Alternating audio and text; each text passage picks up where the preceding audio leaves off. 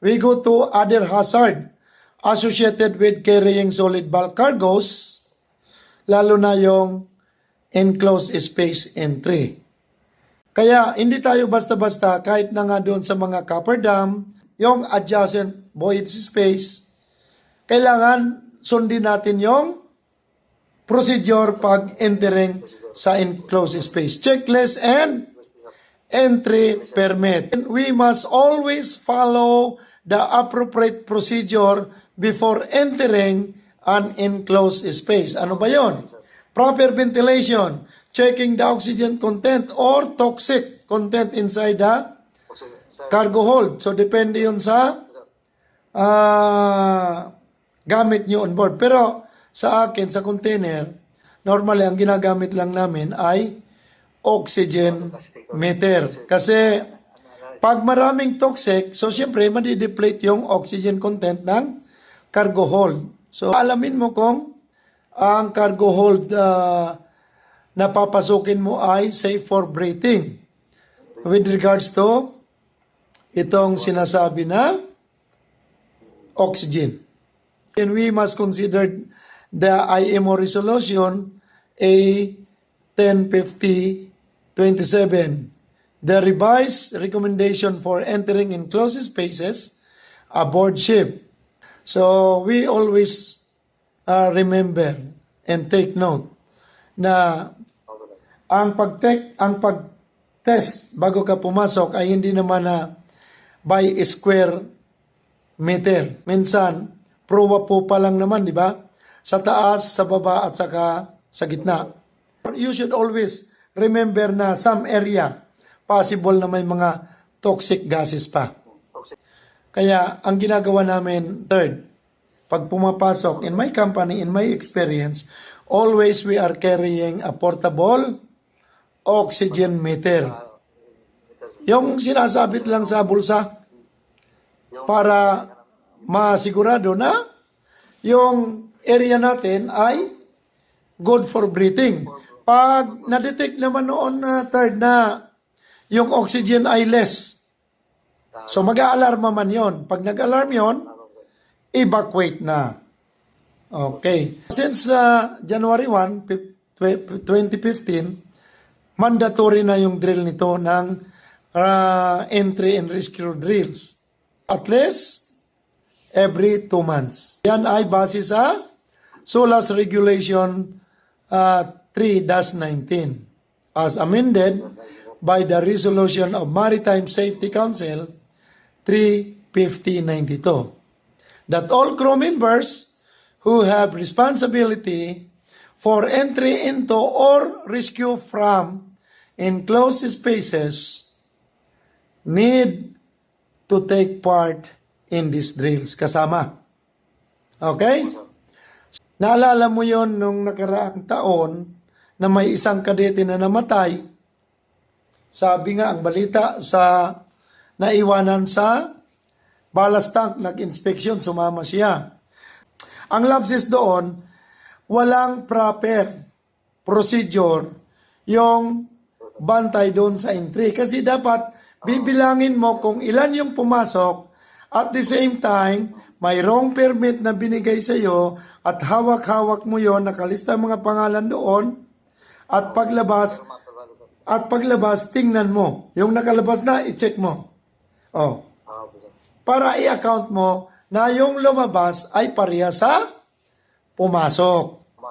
Para wala tayong maiwan at mangyari yung hindi kanais-nais gaya nung kadete na naiwan sa cargo hold na nung hinahanap na nung kainan na wala si kadete. So naalala, nandun pala, pumasok pala sa ballast tank, sumama.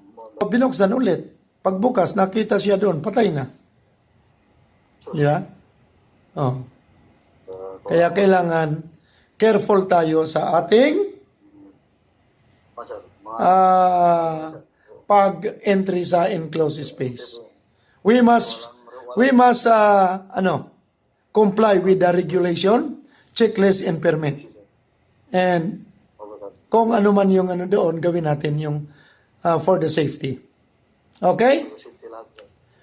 Okay, dito na tayo sa another hazard associated with carrying solid bulk cargos. Yung pesticide, fumigation.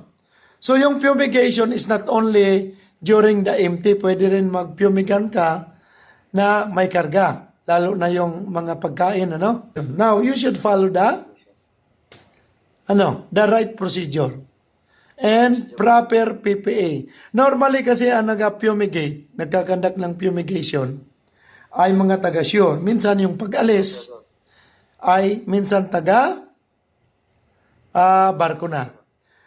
Mayroong nagkwento niyan dito, nag-share ng experience niya na yung nasa plastic lang, pinatong lang doon, then may instruction daw na alisin kasi nasa plastic man lang yon. Kaso lang, hindi proper yung instruction kung ano ang dapat gawin. Ang nangyari daw, kumuhang timba, pinatong-patong. So, nag-react yung fumigant.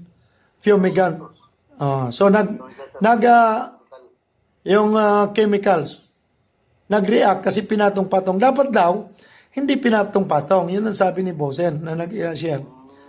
So, kailangan mayroong proper instruction. Mabuti na lang, walang nasaktan, naitapon sa dagat. No? Ngayon, kung yung fumigation na wala ka na dapat aalisin, kailangan mo lang i-release. Mayroon naman na fumigant na gano'n eh. Diba?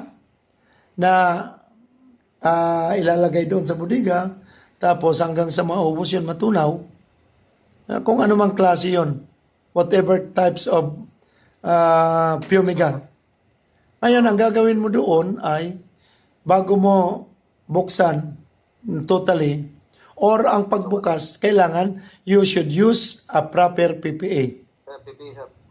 Ngayon, kung kailangan pasingawin mo muna.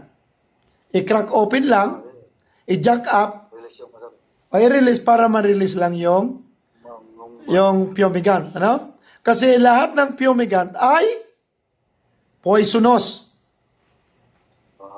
Okay. We must follow the IMO circular according to the fumigation. No? So, aside from that, on board the ship must have a gas detection equipment. Yung mga pang-test. Dapat kumpleto. Respiratory protective equipment. So, in short, PPA. Di ba?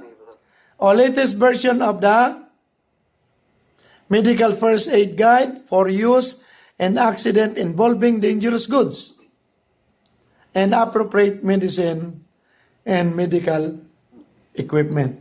So, ang ano dyan, third, dahil di ka pa nakapag-officer, mayroon naman tayo ng medical locker, di ba? So, ang medical locker natin, mayroong certification yun. At least of listahan ng mga medicine. Oo, yung ano man dapat na kailangan mo. So, sundin lang yun, yung list. Pag sumobra, okay lang. So, that is under the supervision of second mate. Okay. So, yun.